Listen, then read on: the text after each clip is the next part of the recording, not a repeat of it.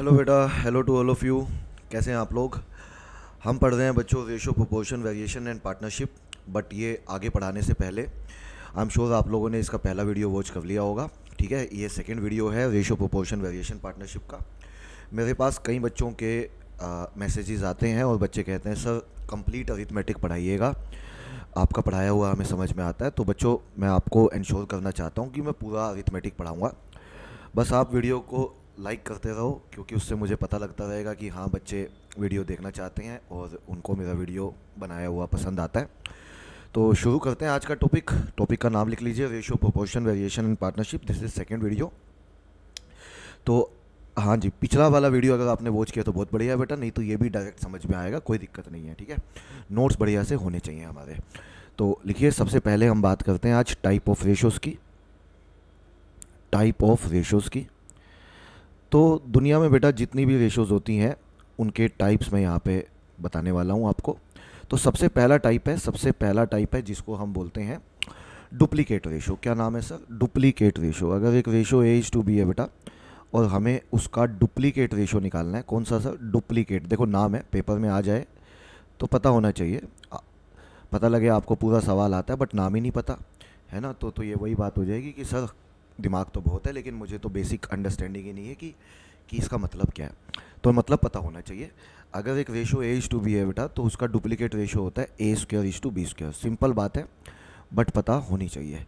जैसे अगर एक रेशो 2:3 है और आपसे पूछ लिया जाए कि बताइए उसका डुप्लीकेट रेशो क्या होगा, तो आप सिंपली कहेंगे कि सर 4:9 होगा, ये इसका डुप्लीकेट रेशो होगा। बोलो, इतनी बात समझ में आ रही है? इसी तरह से एक बार दोबारा बताता हूँ, मान लो फिर से सुनो। एक रेशो है हमारे पास बच्चों A:B और आपको उसका डुप्लीकेट नहीं बच्चों, ट्रिप्लीकेट रेशो निकालना है। कौन सा सर? ट्रिप्लीकेट। देखो आगे बढ़ने से पहले एक छोटी सी बात बता दूं बेटा, अगर आप मेरे वीडियो वॉच कर रहे हैं तो सारे वीडियो देखिएगा ताकि आपको अच्छे से समझ में आए। अधूरा मत करिएगा काम। और मैं हर अपनी क्लास में बोलता रहता हूँ कि देखो तैयारी के लिए क्वांटम कैट से प्रैक्टिस जरूर करो। आप मेरे वीडियो देखो बेटा, साथ में क्वांटम कैट से प्रैक्टिस करो, आपकी प्रैक्टिस बेस्ट हो जाएगी। कुछ और आपको करने की ज़रूरत नहीं पड़ेगी। मतलब बिल्कुल 100 परसेंटाइल के लिए आप तैयार हो जाओगे क्वांट में। समझ गए ना? तो अगर A:B एक रेशो है और आपको उसकी ट्रिप्लीकेट रेशो निकालनी है तो नाम है, जैसे डुप्लीकेट में स्क्वायर किया था तो ट्रिप्लीकेट में बच्चों क्या ले लेंगे?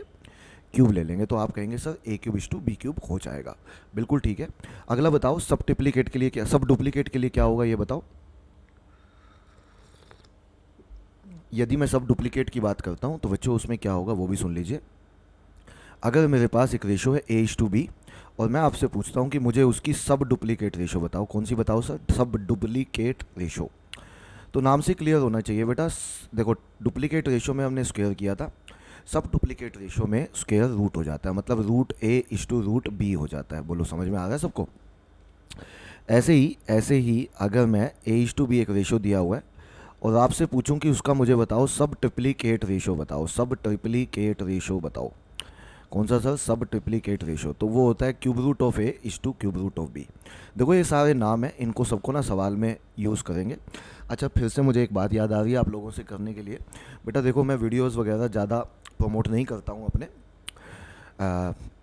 बट मैं एक चीज़ चाहूँगा, अगर आपको मेरा वीडियो वॉच कर रहे हैं और मेरे वीडियोस अच्छे लगते हैं तो प्लीज़ अपने फ्रेंड्स के साथ शेयर करिए ताकि उनका भी फ़ायदा हो सके और ज़्यादा से ज़्यादा लोगों पे ये वीडियो जा सके। और कमेंट में मुझे बताते रहिए आपको वीडियो कैसा लगा, और मैं अकॉर्डिंगली बच्चों और भी वीडियोस बनाने की कोशिश करूँगा आपके लिए। तो और सुनो, टाइप ऑफ रेशोज़ में चार ये होते हैं, और सुनो बेटा, और इसके अलावा क्या हो सकते हैं? दो टाइप और होते हैं बेटा। एक रेशो होती है या एक फ्रैक्शन होता है जिसको बोलते हैं प्रॉपर फ्रैक्शन। क्या नाम होता है बेटा? प्रॉपर। पेपर में यूज़ होता है, कैट के सवालों में इसका नाम यूज़ होता है, पता होना चाहिए हमें प्रॉपर फ्रैक्शन किसको बोलते हैं। अगर एक फ्रैक्शन है A/B, कौन सा सर? A/B, या सिंपली बोलिए A:2B। और बेटा अगर ये लेस देन 1 है, क्या है सर? अगर ये लेस देन 1 है तो इसको प्रॉपर फ्रैक्शन बोलते हैं। क्या बोलते हैं इसको? Proper fraction. जैसे एग्जांपल के तौर पे अगर मेरे पास एक रेशो है 4/5, एक रेशो है बेटा 4/5, तो ये प्रॉपर फ्रैक्शन है या नहीं बस इतना बता दो तो आप कहेंगे कि सर ये प्रॉपर फ्रैक्शन है। और मुझे इस प्रॉपर फ्रैक्शन में बताओ क्यों है सर प्रॉपर फ्रैक्शन? क्योंकि ये 0.8 है बेटा, 0.8 से लेस देन 1 है। बोलो ठीक है। और अगर आप न्यूमरेटर और डिनोमिनेटर में से 1 माइनस कर देते हैं, मान लीजिए न्यूमरेटर और डिनोमिनेटर में से 1 माइनस कर दीजिए, तो ये हो जाएगा 3/4। 3/4 कितना होता है बेटा? 3/4 होता है सर 0.75। बोलो समझ में आया सबको? तो मुझे एक सिंपल सी बात बताओ, अगर मैं ऊपर और नीचे कुछ भी माइनस करता हूँ, किसी भी प्रॉपर फ्रैक्शन में ऊपर और नीचे कुछ भी माइनस करता हूँ, तो आने वाला फ्रैक्शन मोर होगा या लेस होगा? बच्चे कहेंगे सर आने वाला फ्रैक्शन लेस होगा, पहले वाला ही फ्रैक्शन ज़्यादा है। बोलो समझ में आया? इसको कॉन्सेप्ट बनाएंगे बेटा, इसको पूरा कॉन्सेप्ट बनाएंगे। अच्छा मैं आपको बता दूं, मैं लास्ट 12 ईयर से बेटा कैट में पढ़ा रहा हूँ। मेरी बात समझो, बात सुनो। मैं कैट में लास्ट 12 सालों से पढ़ाता हूँ और मुझे बड़ा मज़ा आता है बच्चों को पढ़ाने में। खासकर मैं ऑफलाइन कोचिंग अभी ले रहा हूँ, ठीक है, आई टीच इन MBA गुरु, और मुझे बड़ा मज़ा आ रहा है वहाँ पे पढ़ाते हुए। एंड यहाँ पे मेरे वीडियोस डालने का एक ही पर्पज़ है, this is not to earn money. अभी ये कुछ भी पैसा कमाने के लिए नहीं है बेटा, मतलब फ्यूचर का मैं कुछ बोल नहीं सकता, बट अभी बिल्कुल भी पैसा कमाने के लिए नहीं है। बट हाँ, अगर कोई बच्चा ये चाहे कि सर ऑनलाइन तो आपका समझ में आ रहा है बट हम कुछ आपसे पढ़ना चाहते हैं, तो बच्चों मैं ऑनलाइन नहीं पढ़ाता हूँ, अभी ऑनलाइन नहीं पढ़ा रहा हूँ, कोई भी बैच नहीं है अभी मेरा ऑनलाइन, बट ऑफलाइन मैं ज़रूर पढ़ाता हूँ। So I teach in one institute known as MBA Guru, ठीक है, कनॉट प्लेस दिल्ली में पढ़ाता हूँ मैं। तो अगर आप आना चाहें तो वहाँ पे मुझसे पढ़ने आ सकते हैं, ठीक है।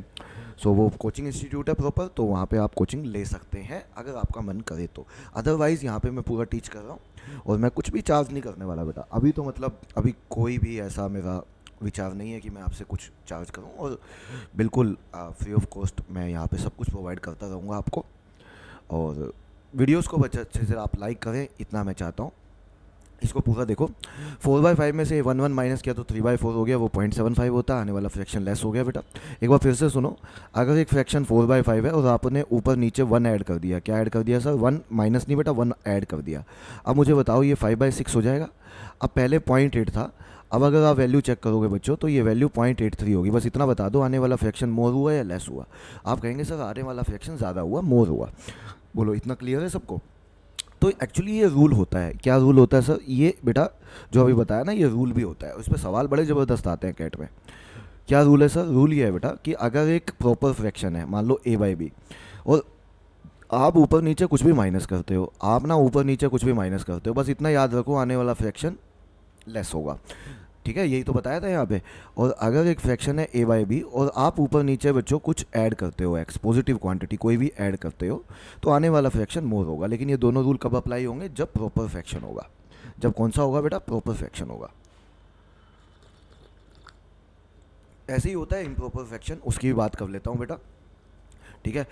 हाँ, फिर से आप लोगों से एक बार बात कर लूँ मैं। बच्चों आप लोग तैयारी पूरी अच्छे से करते रहो, इतनी बातें मैं इसलिए कर रहा हूँ आपसे कि देखो, अगर आप मेरे साथ जुड़ रहे हैं, अगर आप ये चैनल देख रहे हैं, है ना, अगर आप चैनल को सब्सक्राइब कर रहे हैं, बेल आइकन को दबा रहे हैं, तो ये मेरी रिस्पॉन्सिबिलिटी बनती है कि मैं आप लोगों की पूरी फिक्र करूं और आप लोगों का रिज़ल्ट भी अच्छा है। आप कहीं भी पढ़ रहे हैं, मुझे उससे कोई फ़र्क नहीं पड़ता।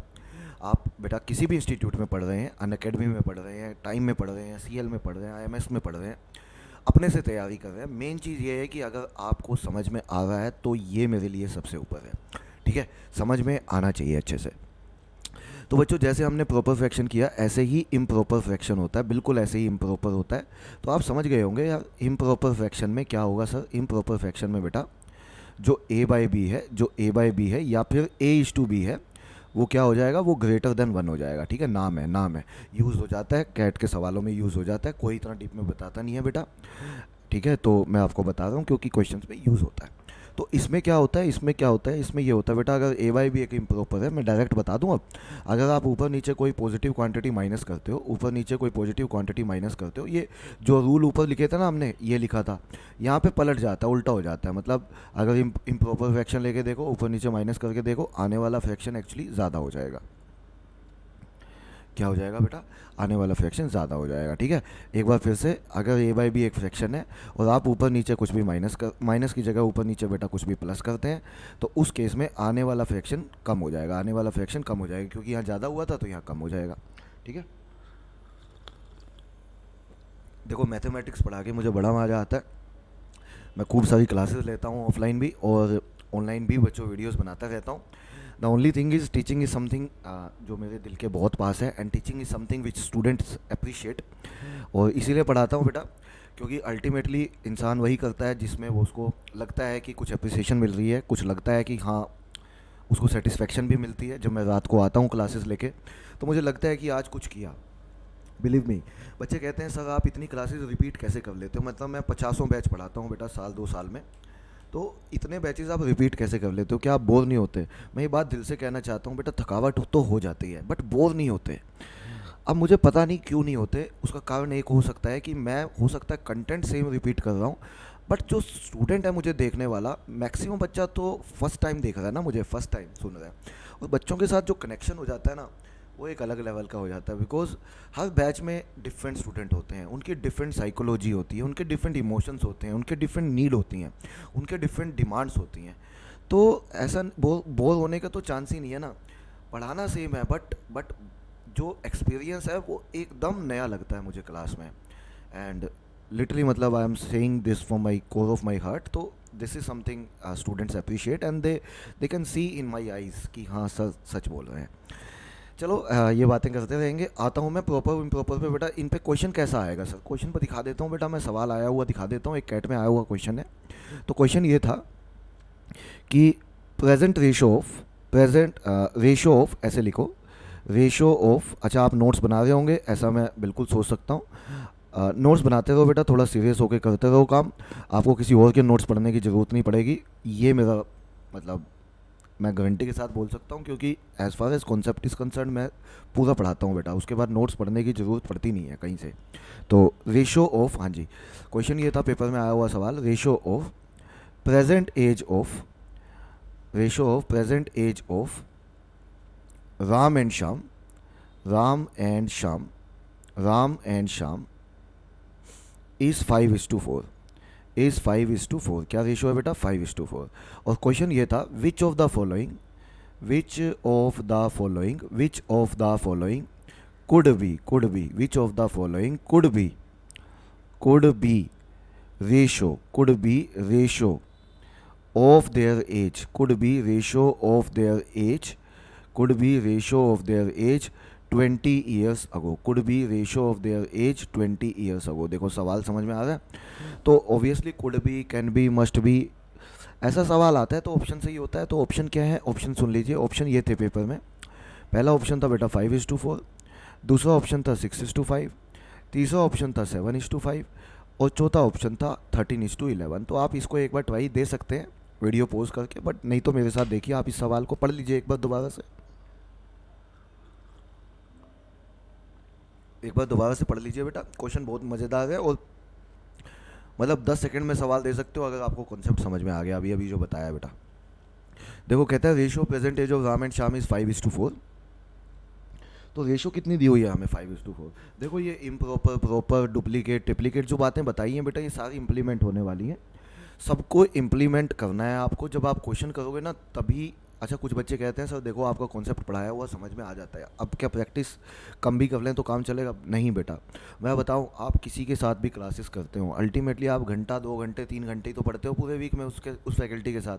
अब बाकी सारा टाइम तो आप अपने साथ बिताते हो ना यार, उस टाइम में क्या करते हो वो आपकी सक्सेस में डिफरेंस डालेगा बेटा। आप कितने सीरियस हैं अल्टीमेटली उससे फ़र्क पड़ेगा।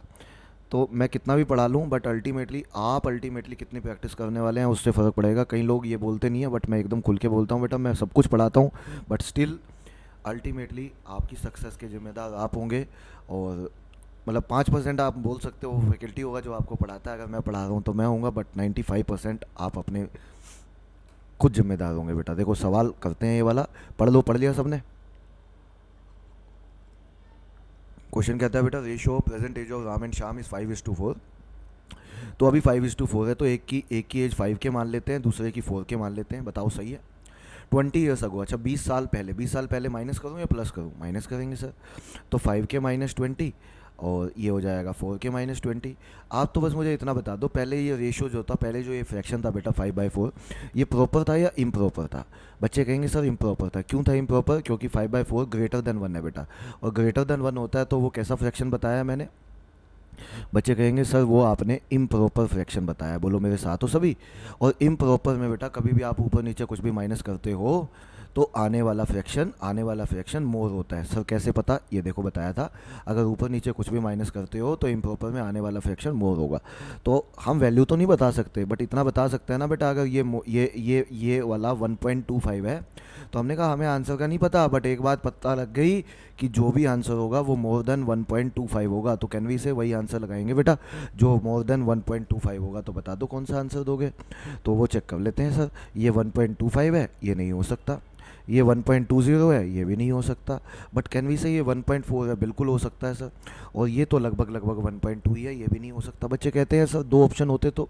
बेटा दो थोड़ी आएंगे, जहाँ पे which of the following, which could be, which can be, which must be, ऐसा सवाल आता है तो दो ऑप्शन नहीं आया करते, चिंता मत करो। मतलब दो ऑप्शन दे दिए तो इसका मतलब एग्जामिनर जो है वो पी के बैठा हुआ है, मतलब समझ रहे हो ना, मतलब कहीं ना कहीं उसने गलती की है।